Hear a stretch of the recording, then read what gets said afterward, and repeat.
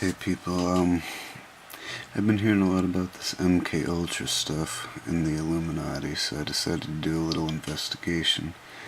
And I found this, and I found it pretty interesting, so why don't you have a listen and see what you think. Yes. I was used in CIA black budget operations, many of them of a military nature.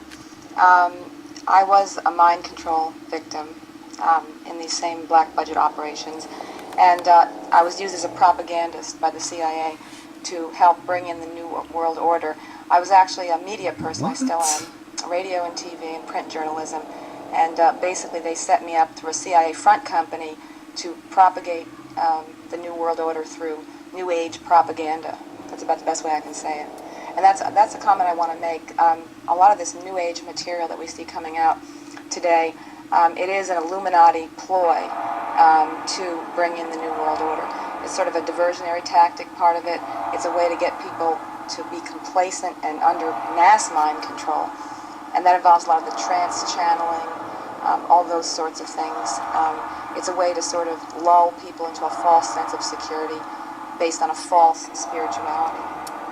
That makes a lot of sense if you think about it. I see a lot of this New Age is all about channeling and snorting incense, and I think that's where that bath salts crap came from, honestly. They do a lot of that incense inhaling, and I don't know, that spirit guide stuff is dangerous, I'd say. And now, Barbara, we're going to take a break here in a minute, but will you be able to tell our viewers and our listeners how to distinguish between what seems to be the real material and what seems to be false disinformation of the New World Order? I can try. I can say that I've been under very severe harassment pretty much for the past 4 years, since 1994. And interestingly enough, 1994 was the time at which I started to speak out, not publicly even, but just to tell people some of the things that I'd been involved in. What did you start saying? About what? In 1994, what did you start saying that created... Okay. Well, it was something I think about breaking my programming also. But when I broke my programming, which means I started to remember that I had been programmed, that I was leading a double life, in essence, for a number of years, many years. It's when you break your programming, it's very difficult. Now I'm getting a block. See, I'm experiencing the block. Basically, they place blocks on you.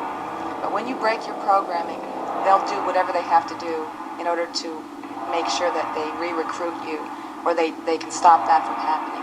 So if they can't stop you from remembering, they hope that they can stop you from speaking. All right, and some of the things that were done to me, I can tell you, they flew black helicopters over my home at rooftop level. They had surveillance vans sitting across the street from my home, different ones, by the way. There was one there every day, and every night, but they changed frequently. I was followed. I had tails on me a lot. They sent government agents after me posing as somebody else on numerous occasions. I had phone taps. It was like living in a fishbowl. I was also hit with exotic weapons, microwave, pulse weapons, laser weapons, and these are things that can knock you out unconscious. I've been knocked unconscious by them. Now see, that I don't know about. Pulse weapons, maybe, a sound vibration kind of weapon, but, well, lasers too. Well, it's tough to say that. So your harassment, is it continuing today? Oh, absolutely. It happens every day of my life. Every day of my life I wake up and I wonder what's coming next. The important thing, I think it's really important for people to know, is you can't let them intimidate you no matter what they do. So I don't. And I go through a lot of bad stuff, but I still keep talking. And they're not going to shut me up unless they kill me. Okay, good. Is there a possibility of that? Absolutely. I've had death threats made, not directly to me. I certainly have had them made to my colleagues, the people that I was working with, trying to disseminate this information. They've been made to people who were willing to publish my material, my written material, my research on this stuff.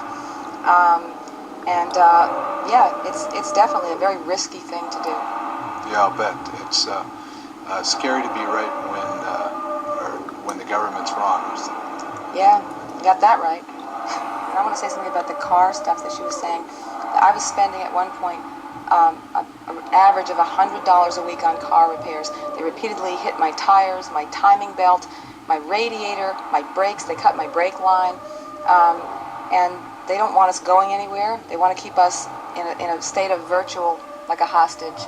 I was actually living in a motel for almost 2 years under unofficial house arrest and with no transportation. That's how bad it got until Ted stepped in and told me to get the hell out of there no matter what it takes. And it took him to break me out of the trance, even thinking that I could get out.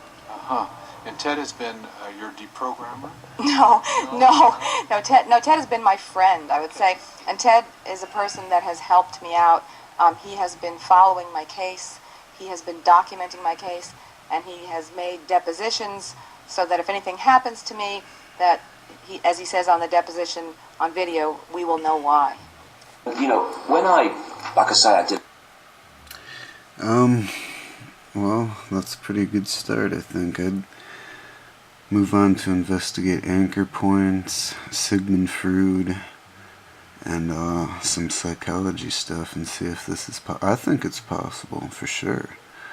I mean, I've seen and I've read a bunch of reports about this stuff, so I mean, it's pretty disgusting. I wish it wasn't true, honestly, but once again, make up your own mind and research yourself and figure it out for yourself. This is just my opinion. Well, I hope it helps.